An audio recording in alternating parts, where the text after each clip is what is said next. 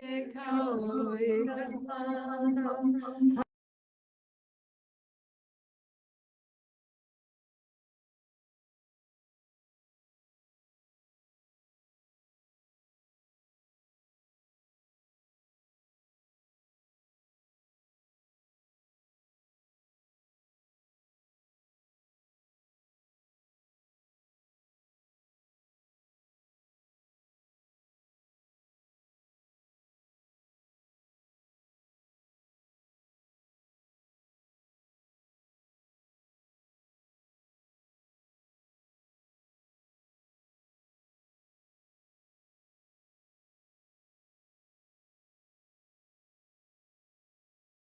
chance you would be willing to, can I put you on the spot to offer it with the owl on? Yeah. I think for folks online, I hate to have them miss out, but. Sure, so it's a good time for this one. And we've been doing the one we just shared for a while as a department, so people are asking for new ones. And of course, this is Makahiki time of year, and we can feel it, right, in the rains and the changing of the seasons. But so this one asks for growth. It just says, let the heavens live and thrive. Let the earth live and thrive. Let the rain always fall and nourish the earth. Let the trees and forests thrive. Let the blossoms bloom and thrive. Let the people thrive, and it shall be. And do you mind standing close to the Sure. And it's helpful to learn it all together. Thank you so much. And acknowledge Kumu John Lake, who shared it with us.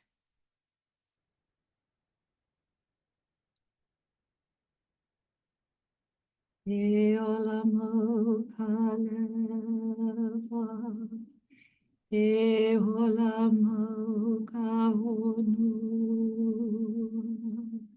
e ho'opulumo kawaikaina, e ulumo kauke. Mohala etapua, ola huke kanaka, waike ai.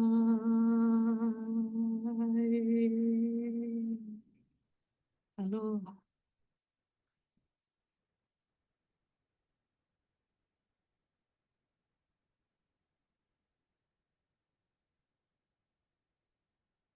Hello, everyone. Thank you, everyone, for being here today. Dr. Kirsten Oleson and Dr. Darshi Banan will be speaking about off-ramps from extraction following joules through a circular economy evolving energy from the sun. Dr. Oleson is an associate ecological economist and a professor of ecological economics here at the UH Manoa in the Natural Resources and Environmental Management Department. She received her master's in science at the Imperial College London in applied environmental economics and her PhD at Stanford University in interdisciplinary program in environment and resources.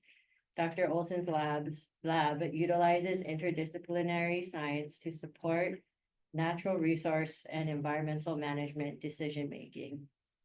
Dr. Darshi Banan is a postdoctoral researcher with Hawaii Natural Energy, where he evaluates the sustainability and climate adaptation potential of agricultural practices in Hawaii. Dr. Banan received his PhD in plant biology at the University of Illinois, Urbana-Champaign, and a bachelor's in science in plant biology from the University of Washington. Please welcome Dr. Kirsten Oleson and Dr. Darshi Banan.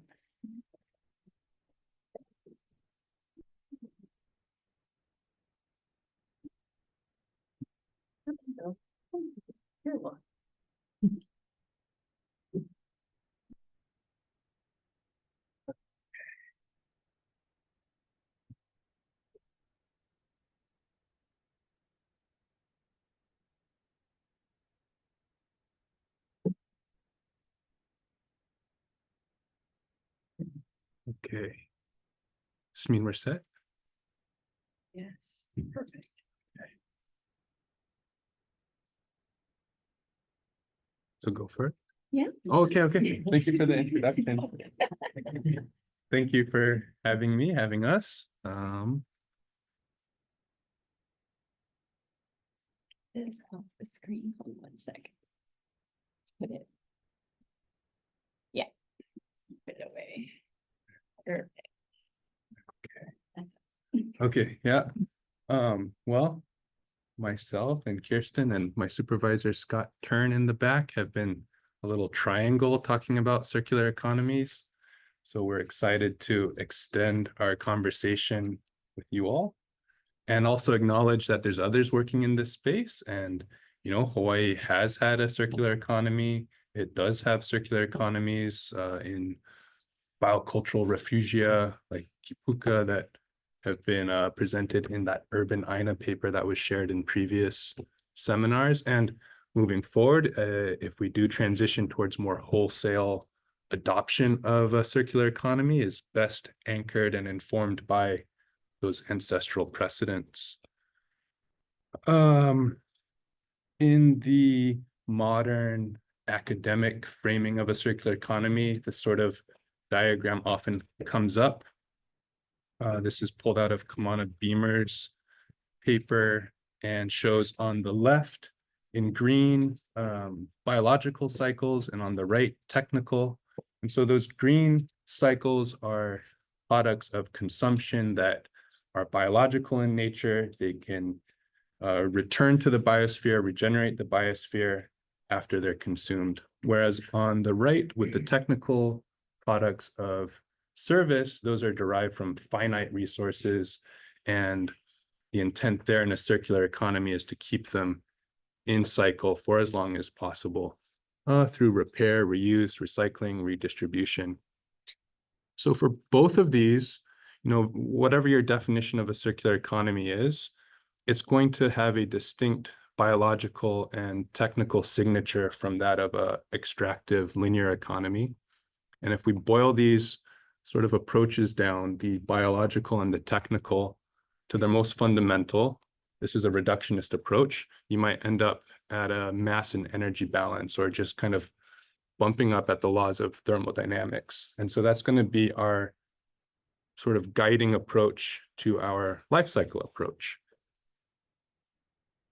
Okay, so this is a sketch of our current condition. And so Dr. Chip Fletcher's presentation kind of is about where we're at in this moment, where our current economy is basically subsidized by an ecology of the past and is sacrificing our ecology of the present and tomorrow.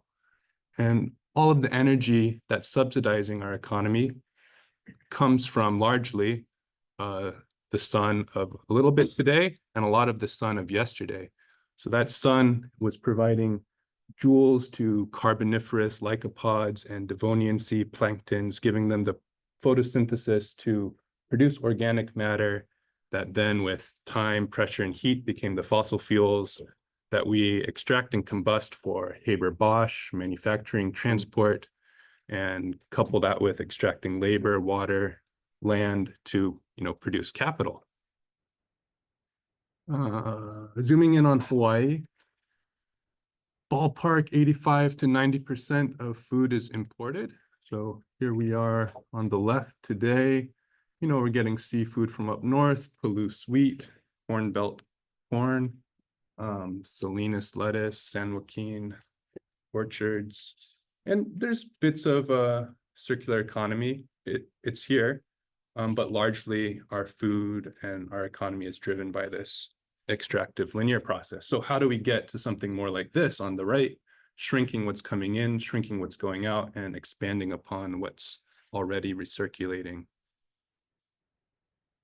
So one place to start might be to recognizing that ag-zoned land, approximately 40% of it is abandoned, and the agriculture other than pasture is a very small proportion of the land that's, you know, the actively land actively in agriculture is a small proportion of what it could be.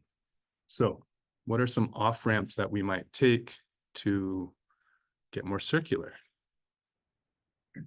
Okay, let's keep zooming in. Let's get our system more and more constrained.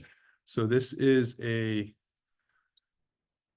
horizontal. Let's start with axes. On the horizontal axis is time. Y on the vertical, inputs and outputs coming in and out of the system. And so this horizontal band is just a field through time. Once upon a time, or previously, it had an ancestral circular economy that was disrupted, let's say for sugarcane, that, depending on which field you're in, has been abandoned for several years to 100 years. We're in this moment of land use change and possibly, depending on where you are, going to different versions of agroforestry.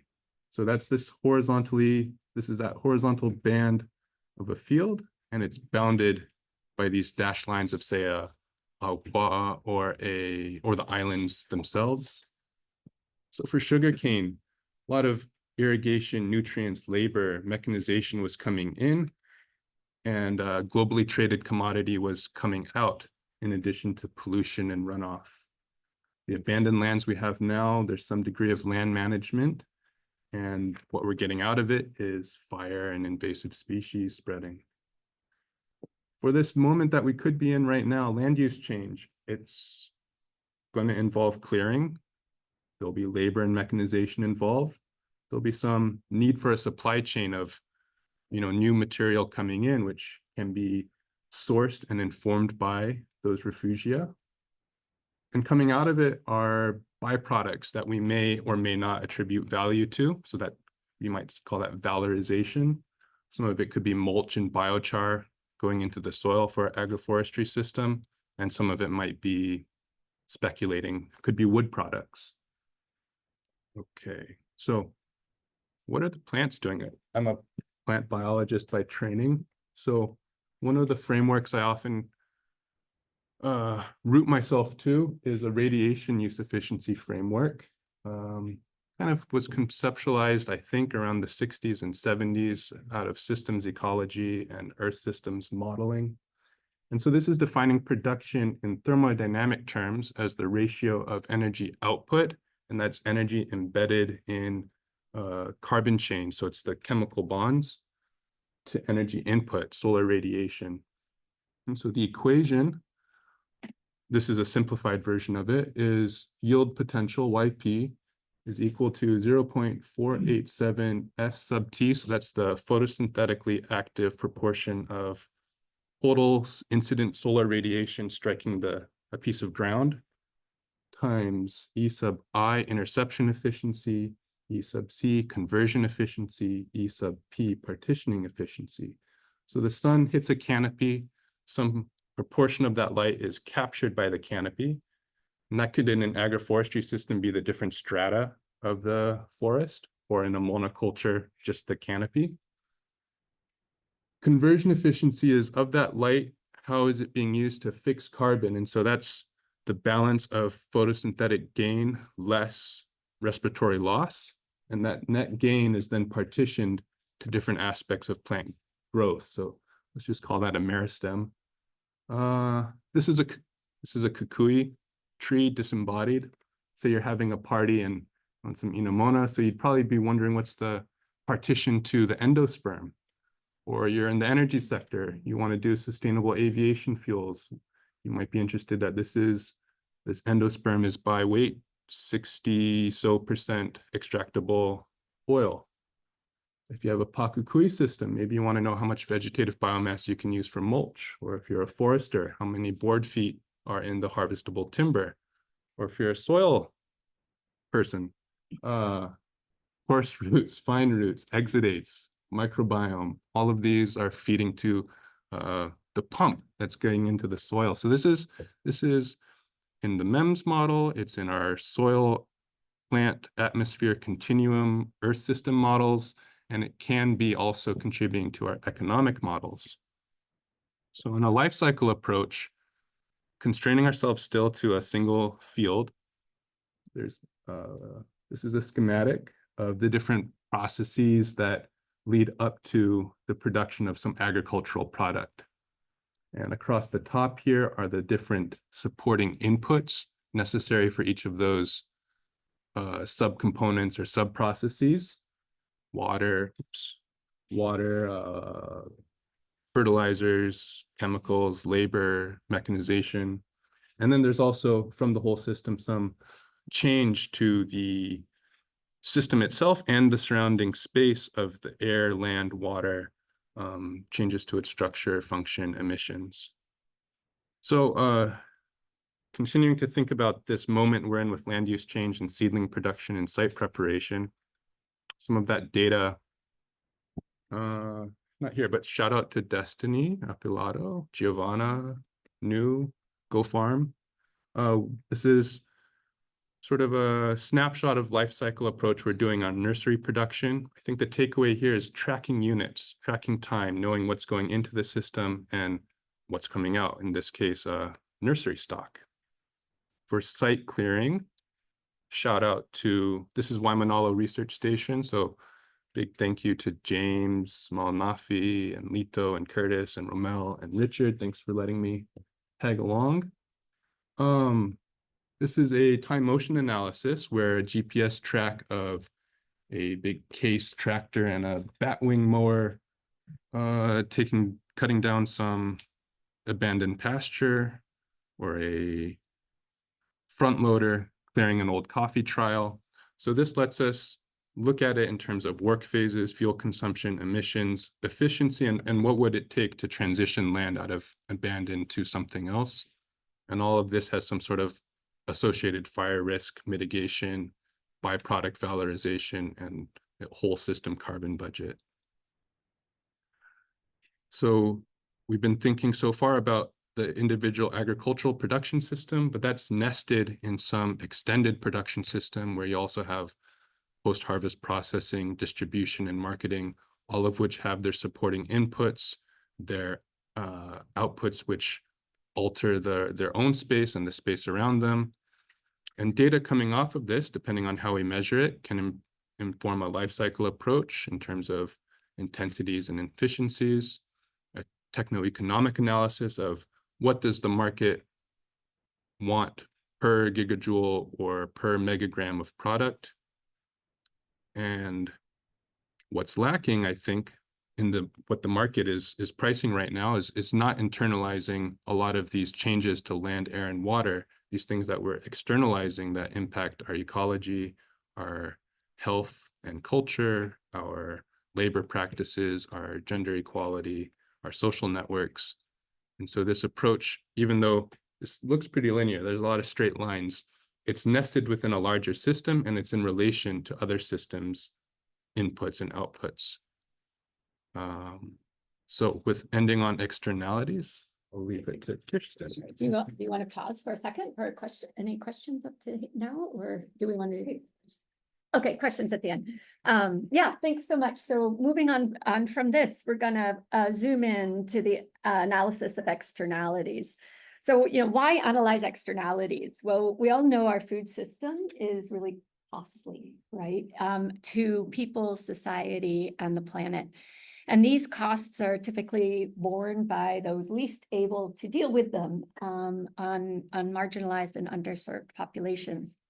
And in general, like global food system, national food system, we need transformative change, because food systems can also have really positive impacts on ecosystem and people's health.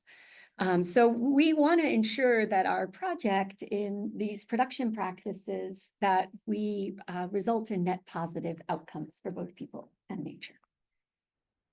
Okay, so the conceptual framework of externalities. How many of you have heard the term externality before? Oh, good.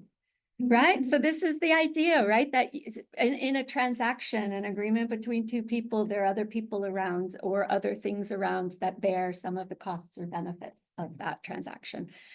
So in the system that Darshi just explained, we've got all these inputs. We've got labor, we've got oil, we've, fertilizers, we've got water, we've got soils. And those then are put into production. The production, obviously, we're looking to grow food or other agricultural products that go straight to people, and they're valued by people. But we also have greenhouse gas emissions from the farming practices or the processing or the distribution. And we've got various pollution emissions into the environment, the surrounding environment, right? And so all of these need to be considered in our system analysis. Of course, this is a climate smart project, so we're also looking to sequester the carbon, but that goes to the soil people to figure out, right? I'm really interested in the others. And so these changes in the environmental conditions affect what we call the ecosystem services, the benefits that people may get from these surrounding environments. And they have real impacts on the soil and water health and human health. Okay, so that's our framework. And so what I'm exploring doing, and this is really early in the process, right, is using a methodology called true cost accounting. So this is the idea that we need to count up these negative externalities and any positive externalities to guide the design of well-targeted policies and agreements that can incentivize farmers, distributors, processors to do the right thing, right?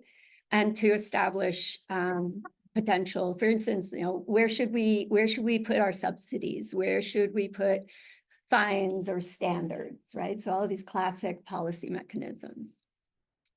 So this is a capitals-based approach. So we've basically got 4 different types of capital. We've got produced capital, which is the classic thing you think about, that what an economy is doing, everything manufactured, et cetera. Then we have natural capital. So, we're talking about our ecosystems there, both biotic and abiotic systems. We've got our human capital, our workforce, our education, and our social capital. So things like social networks, the waste, the fabric of society, that sort of stuff.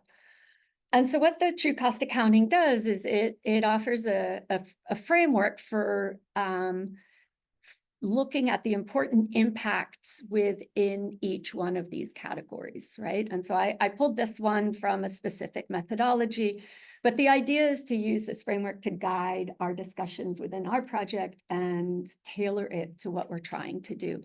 So, we might be looking at impacts in the climate realm, on soil, on water, on ecosystems, human health, gender discrimination, worker conditions, et cetera, right? And of course, we've got the Office of Indigenous Innovation to help us think about this as well through Indigenous lens.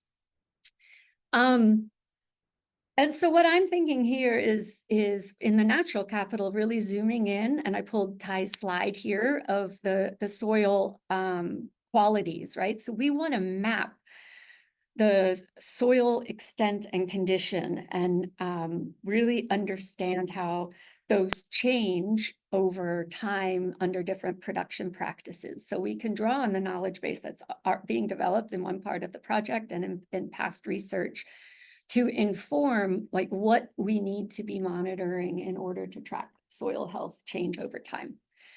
And then that will link to all of these various soil ecosystem services. So, the ability of soil to regulate water, soil and air quality, right? The carbon sequestration, storage of water, its erodibility, soil fertility, pollination, whatever characteristics that we think functionally are important in soils for them to support productive landscapes and delivery of ecosystem services, right? But there are also these human and social, and this brings us to kind of the North Star, right, of this project it's not just about carbon and soil, right? Those are the means to ends. But we're also worried about the functional ecology on Indigenous well-being and economic and community well-being. So thinking about what are the indicators within the human and social that relate to the health of the ecosystem that we need to track, right? So from the ecosystem services perspective, obviously food production, but also, the science and educational benefits of the work that we're doing, the cultural practices being perpetuated, green recreation. These are classic services that come from well-managed landscapes, right? And so, and again, this is very early in the process, and so, just this is a figure, and its citation has disappeared, but Guerra, I mean, just June, these papers are starting to come out where we're understanding the connection between soil conditions, soil ecosystem services, and human well-being. And so this is what we're trying to do here, is connect the dots. And by looking at the indicators within the food production system.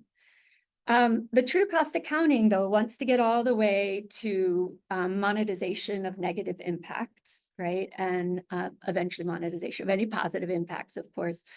And so there are methodologies to do this. In the one guidebook that you would really assign costs to water pollution and air pollution and other externalities that are coming from these production systems, so that you have, the purpose of putting things into dollar terms is to be able to compare things, the impact on well-being of the various effects that the production systems are having. Okay, so then, we get all of this information, and I offer a framework here that kind of is the second phase of, we need to keep track of this information over time, right? And this can be overwhelming. But we have a system of environmental economic accounts. It's an international methodology for basically showing how ecosystems change over time and how their condition changes, so their extent, their condition, and the ecosystem services that we derive and the value of those services. A couple of weeks ago, I was at an international working group of statisticians from nations kind of all over the world, talking about these accounts, and the soil account. The USDA guy was there from NRCS, really promoting putting together the soil natural capital accounts. And this is the framework on the right-hand side.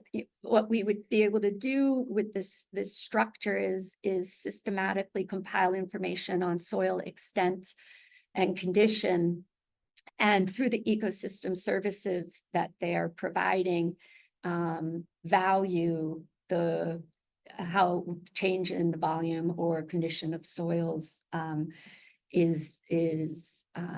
value that for society. And these can be more or less detailed. They can be expressed in biophysical terms or monetary terms, depending on the purpose. So the good news is that we've got these accounting systems. This would be a real advance in the methodology, and is kind of on the forefront of kind of international accounting agenda, environmental accounting agenda. So I think the purpose of what Darshi and I are talking about here is we're getting information from plots from these case studies in this project about the circular economy, the externalities, and then we're going to scale that up, right, to the farm level, landscape level, island, and system, so that we can think about what the impacts are of these future scenarios for our agricultural sector under different climate smart production modalities. But it's not just about efficiency and externalities. We also are talking about the equitable distribution. So, who's gaining, who's bearing the costs of these transformations. It's the idea that we would shift to a circular economy, but that would just benefit a handful of farmers or a handful of consumers, instead of supplying nourishing affordable food to more people? Those are the types of questions we need to ask. So, we've been tossing around different ideas of, how do we analyze the distributive equity implications, kind of the social justice implications? And, where do those intersect with what we're doing? Yeah, and I'm writing up a job description for a postdoc. So let me know if you know anybody interested, or if you're interested. Would love to talk to you. Yeah, so that's the summary of our thinking so far, and throw it open for discussion and critique. We're still early in the process, learning as we go. So.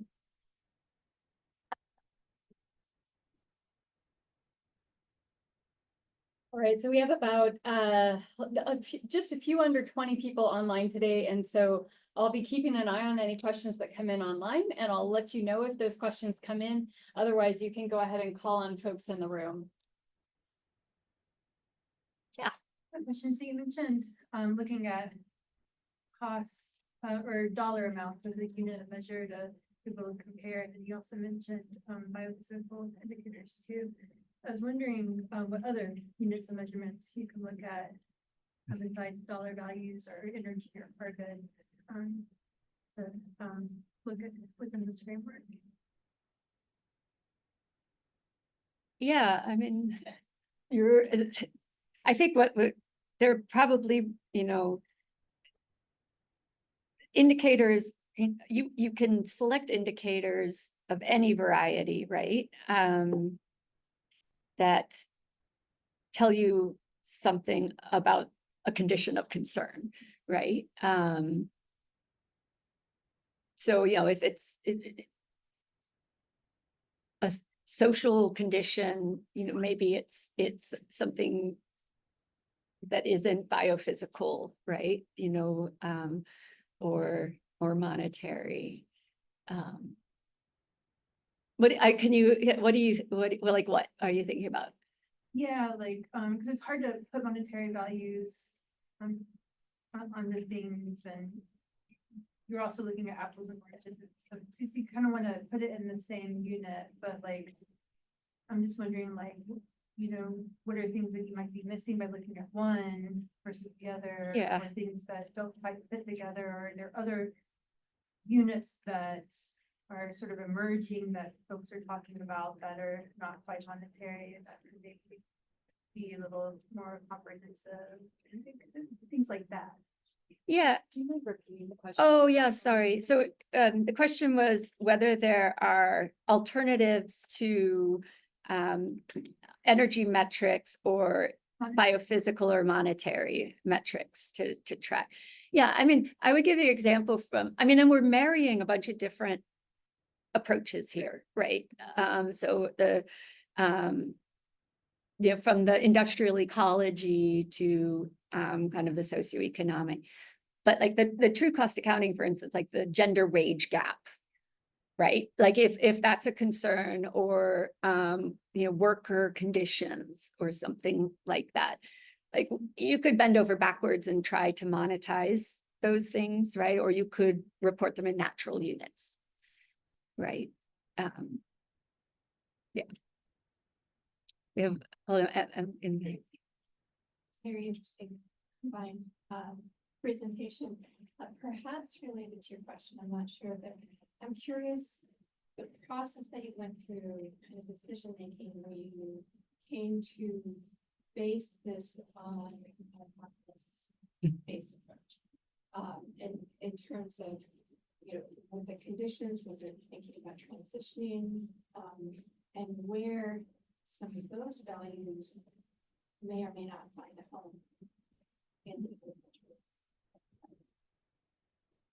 You mind repeating the question? Oh, that's a tough one. So the question relates to placing this in kind of a capitalistic framework, and the process, and that questioning that choice and its concordance with the Native Hawaiian worldview. Yeah, fair enough? Okay, just making sure that I interpret it correctly. I think you have the easier part of this question because, you know, energy, Sure. and then I can One- think. And One thing that has been coming up when I kind of interrogate this equation that was like early in my training. So this using sugarcane as a capitalist boogeyman. EC, this conversion efficiency, the water diversions were part of closing the gap between yield potential and actual yield. And so diverting water from out of the let those stomata be wide open so as much photosynthesis could happen, as much sugar could be produced.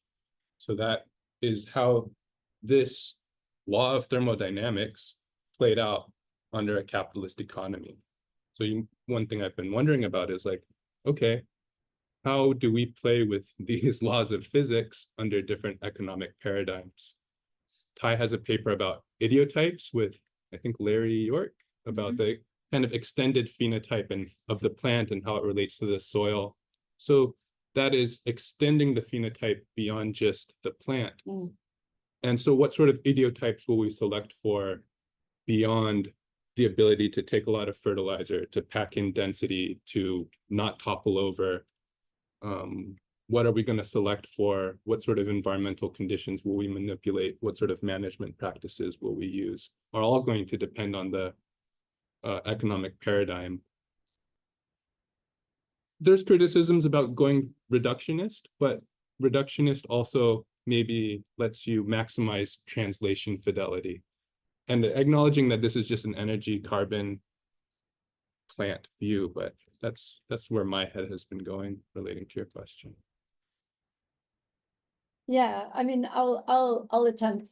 I mean, I think we need all approaches to appeal to all audiences, right? And current policy landscape is often dominated by, for lack of better, cost benefit analysis, right? So what we're trying to do is articulate the social benefit of these changes, of these practices, in terms that can result in actual public support, like justify policy support and political support and subsidy, et cetera.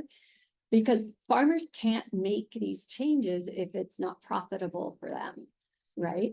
So if we can, on the basis of public interest, show that there's a public benefit that justifies investment to the farmers to do the right thing, that not just their pocket, you know, making decisions for their profit margin. The hope is that that is what can help advance it. It is not the only reason we should use to try to sway people to change practices, right? But it's a great question, and I like your word interrogate. Like this is, as I said, we're early in the process here, and we need to see, like, is this the right approach to take? So follow-up question from online, which I think will help to put a finer point on your question, from Dustin Palos. Mahalo kumu Kirsten and Darshi for this informative presentation. You mentioned pa kukui as a source of energy. It was also mentioned about the high percentage of imports of food sources. With our kupuna systems like lo'i and mala malo'o, why are these circular systems not a priority for long-term subsistence? If you'd like us to work with you, I feel like I'd be happy to. I suppose limiting this discussion to what's on hand, but there's so much to be done. Like there's so much work to do. So it's not well, I suppose this ties into equitable allocation of time and resources. So that's absolutely at play, but yeah, join this climate smart partnership, I suppose. Let's talk to Susan. I don't know. Yeah, I mean, I guess my question is like, not prioritized by whom, right? By this project, if the question is, you know, what if why isn't the project prioritizing these systems? I don't know that it's not, right? I think the case studies are still developing. I'm looking around at the project team and I think like it's still early in these experiments. You know, I think it's a much deeper conversation to think about the history of racism and colonialism and why Native food systems have been marginalized, right? I mean, they're big issues there. Yeah. Ken Kanashiro says really great presentation by both speakers. The mention of a more holistic integrative systems approach is the most important aspect of not only this session, but the previous Kahua Pa'a speaker series. I think one component that might be considered further, especially in terms of a circular economy, is the role of the marine environment and resources in the system. It's certainly part of the traditional Ahupua'a system. Any thoughts on this point? I love the marine system. The coastal marine system. Yeah, certainly the externalities of these will travel into the nearshore and even pelagic environments. So that would be part of the externality analysis. I don't know whether we're doing anything yet about bringing nutrients from the ocean into the ag systems, whether seaweed or bird guano or, but obviously that's also. That was my question last week. The other question, oh yeah. Restore secret. Well, you had a question this week, so if you wanna. Oh, I'm in my head, and it's sort of something I read that the calorie joule input to food output of modern agriculture is like 100 to 1. And so we're talking about transformation and management, and you're talking about this solar cycle, but it's a tremendous amount of external energy input. And this sort of goes back to Dustin's question as well. When you have these traditional systems that really, I mean, there were some external inputs. The ocean provided a lot of calories for the person power that went into managing these systems, but ultimately the energy balance was a lot closer to 1 than the agriculture we have today. And when we talk about importing food, we're importing the fertilizer, the machinery, or capturing energy from other sources to help these systems run. Mhm. That's gonna kind of be part of your analysis, I'm assuming. Oh, So yeah. that's a real part of it. Yes. Yeah, we could have we don't have that intensity here, but like per calorie, right, output could do something. I mean, obviously, right, there's only so much calories you can pull out of a system, so much of it has to stay in it for the system to stay apart. But we're putting in a lot of other sources of energy, embodied and direct, just to get them to run. Yes. Mhm. Sorry, what was the question? Yeah, I don't know if there's a question. It's just pointing out There, the just the calorie observations that this is great thinking of circular economy, but that's a big input to a circle that, yeah, it's sort of, it's a lot of input or throughput, for what the output is. And is that a part of the goal of something like to get that, shrink that ratio down, or try to internalize more of that energy input, or those sources of energy in capital that have to go into it? Yeah, it may be changing what we eat. It may be Oh, it will be. whether we like it or not. I mean, there's space to use. There's space to put into production. I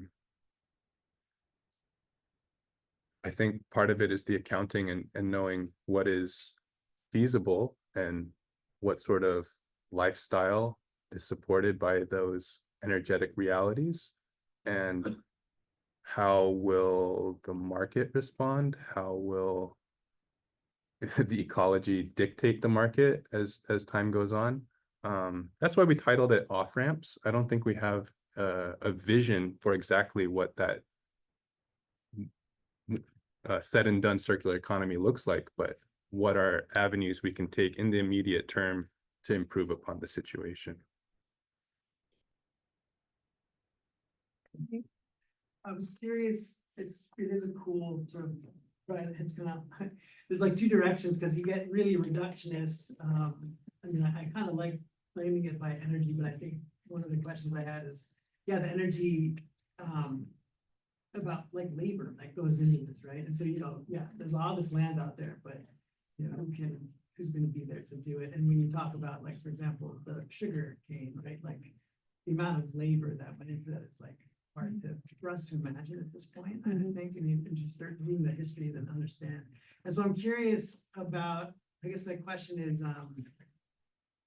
you know, one of the dangers of getting too reductionist is that you sort of like Dustin's example of like a model, like if you have some grove of you can quantify that, but then you may be missing, you know, all of like the generations of labor that went into establishing this thing, for example. And so, you know, it's like that there's like a false sense of equivalency.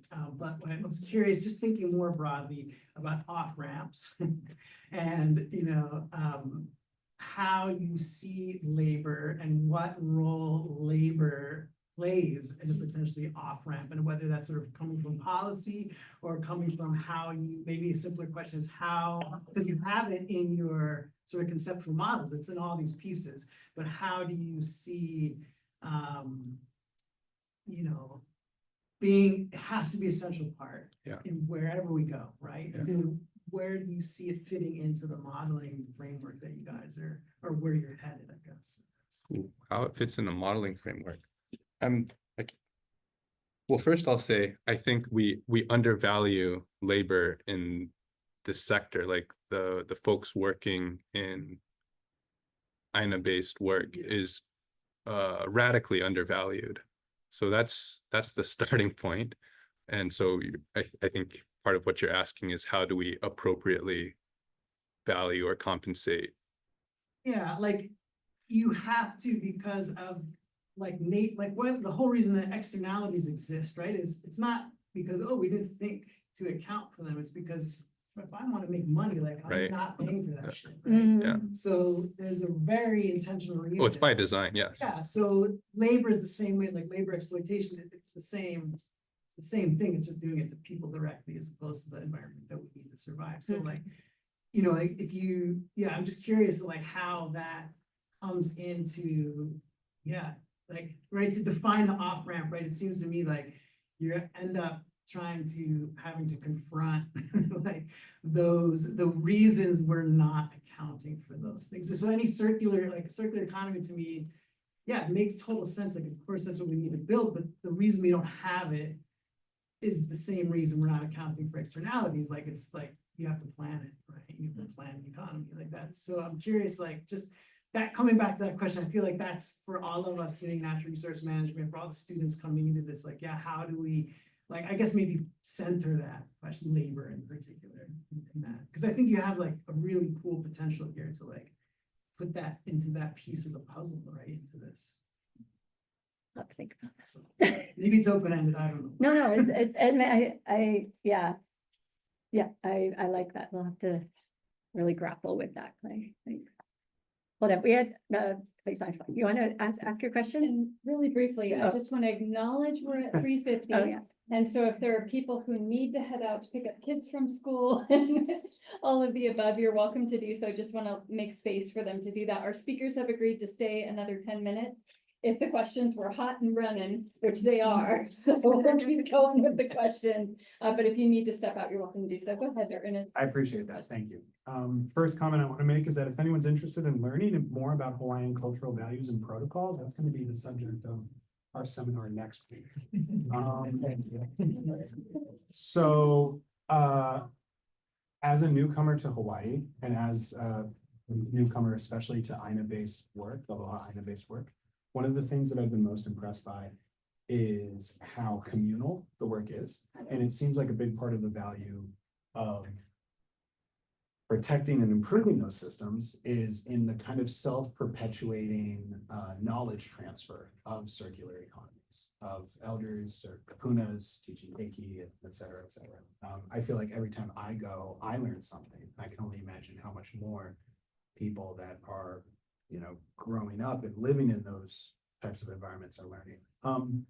Has there been any work in the realm of environmental and I guess more like social economics on the valuation of transferring knowledge from elders to youngers? Yeah. I know that's a huge question, but I just wanted to know if there's anything in that space. Yeah, it's certainly, I think, it's a really interesting question. And, there's a lot of different fields of economics, right? And that, because I mean, really, economics is not just the neoclassical, that we learn in econ departments, right? It's about, management of the home. That's literally what it means, right? How do you manage your home? Well, what is your home? It's earth, right? Or your community, right?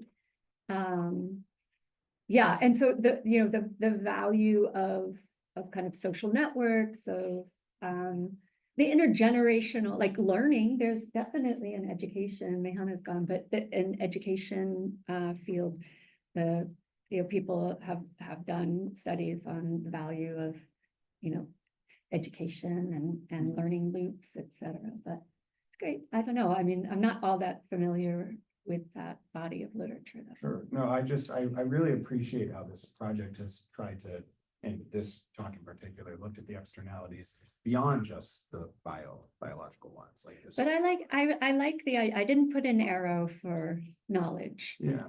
And thank you for that. I will think about that. On the topic of knowledge, is there anyone from this partnership that's going to be at the Innovation Conference on Friday? Okay, I'm going, so I just wanted to. Okay, I had no idea. What's up? Okay. I think there was another comment here, and then did you have a question as well? No? Okay, your face is always just so expressive. Guilty. Really important to say. There is another comment in the back. Just maybe to kind of pull on some of the comments that have been made here and this extraordinary exploration that is really kind of trying to bridge and explore new spaces from a very dominant economy. In circular economies, there's a lot of kind of exploration of limits to growth, planetary boundaries. And I heard even some murmurs here about that there's an unpleasant pill to swallow in that we cannot have every person on this planet living in the way that US Americans have been living today. Yep. And US Americans themselves cannot continue. So there has to be this shift of our values, and the way that we're living is how much is enough rather than consumption. And the shift potentially in kind of the values-based new economy that's evolving here is to posit some of the different, we want to see that we're not harming the planet, that we're living more in balance, that we're living with the seasons, that we're eating the food that's grown here, that we're eating less, that we're eating more ulu.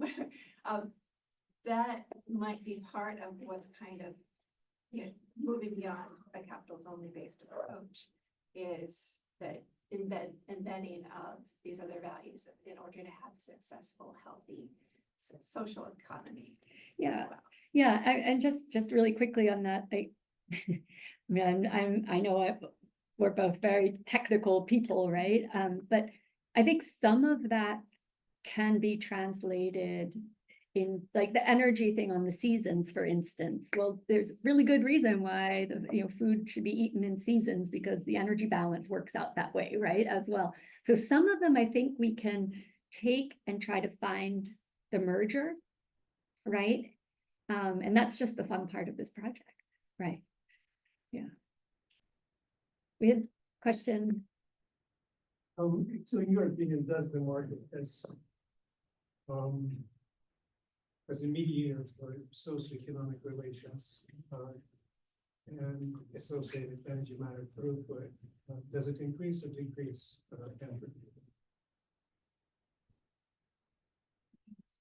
So, I mean, but like the breakdown of energy, like I mean, the market is a really powerful allocative mechanism, right? But we first need to think about the planetary limits and the social goals before loosing the market mechanism, right?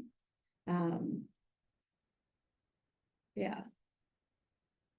Boy, that's a message that needs to go out a little bit more, isn't it? Yeah, It's yeah. sort of the other way around in most Yeah. contexts. It is, I mean, but it's Yeah. completely backwards, which is why we're where we are, right? So, I mean, the market's a really good destructive force, you know, in answer to your question. My question was about, do you see that market actually is a source of entropy? I mean, I don't actually, That it increases entropy, not decreases it. So I'm just offering you an additional off-ramp, yeah, you know, in addition to political, ecological, and Yeah. political economic considerations, you can also look at this that way. mhm, Because if you circumscribe the Hawaiian archipelago as a bioregion, mhm, then you can just argue that, you know, there are certain things that are measurable, you know, what it inhales, ingests, and exhales and excretes. mhm, And then when you do your reductionist walkthrough, then you can pinpoint those bottlenecks, you know, those things that are themselves counterproductive to your derivation, right? Mhm. So you need to think about eliminating them. And so then off-ramps become not just, you know, veiled emphatic vernaculars, you know, to dance with the existing system. But they become certain design commitments, you know, make it so. So a colleague here just said that, you know, there's certain biophysical affordances that the system can give you, right? So if you have an army of policymakers who have never heard about the second law of thermodynamics, then maybe this is one of the bottlenecks. So I think it's also important to look at our collective cognitive capacity, you know, at the state of our kind of collective intellectual matrix. Because if you look at policy documents and realize that, you know, there's no mention of precautionary principle, then I'll use another analogy. You know, you don't expect combustion to happen in the chamber filled with inert gas, right? So I think that maybe one of the off-ramps is also joining forces with those groups who understand that some of those cognitive walls are there either for a reason or they can be dismantled, but it has to be an intentional act. Thank you so much. So we are coming to a close. I want to take just a couple of minutes here. First of all, this is our last presentation in the Kahuapa'a series, and I want to just offer a huge thank you to those who organized the speakers and the speakers who took the time. They each met individually outside of the seminar to prepare, which is much more than is typically done in the seminar series. I know a few folks had to leave already, but if you were a speaker or an organizer in this mini series within the series, can you please go ahead and stand up?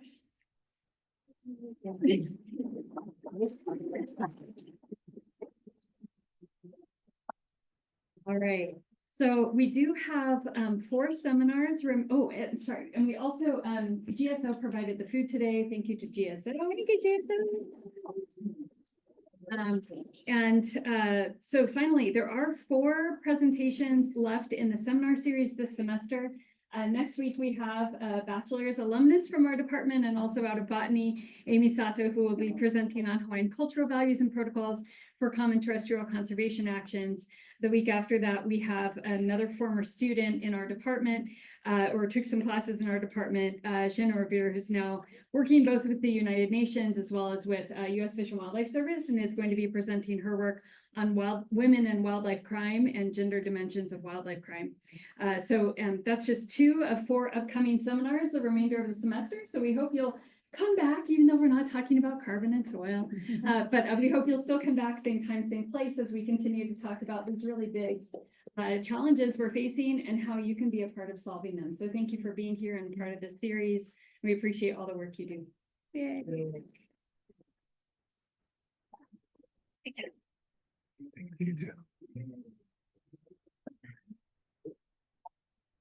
That's some good ideas.